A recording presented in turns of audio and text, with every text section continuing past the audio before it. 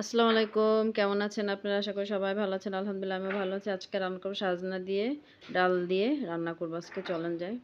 তো এখানে আমি কিছু সাজনা কেটে নিছি মানে ১ পোয়ার মতন হবে সাজনা আনছিলাম আমি।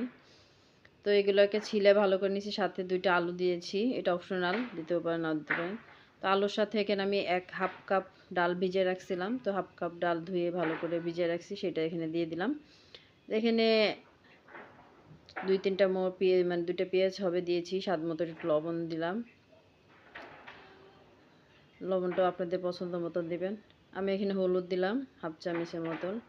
১ চামচ রসুন বাটা দিয়েছি। সামান্য একটু মরিচের গুঁড়া দিয়েছি। এটা অপশনাল। কাঁচামরিচ দিয়েছি।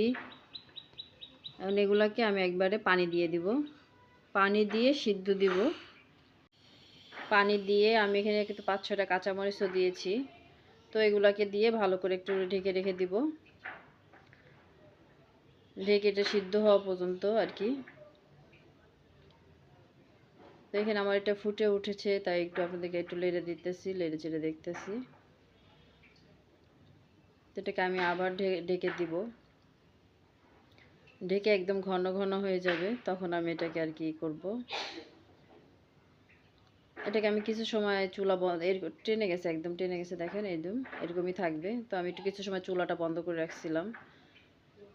তো এখানে আমি আর একটা কড়াই নিয়েছি, সেখানে আমি তেল দিয়ে দিছি, রসুন, 2 টা মরিচ, শুকনা মরিচ, সামান্য একটা পেঁয়াজ দিয়ে এগুলো আমি কি সুন্দর করে সাজনার ডাল তেল দিব আর কি, সাজনা ডাল তেলে দিব।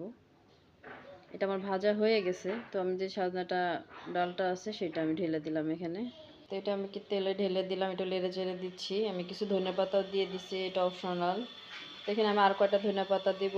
আমার রান্না হয়ে গেছে, আমি একটা বাটিতে ঢেলে নিলাম। যদি আমার ভিডিওটা ভালো লাগে প্লিজ লাইক শেয়ার করে দেবেন, সাবস্ক্রাইব করে দেবেন। ভালো থাকবেন, আল্লাহ হাফেজ।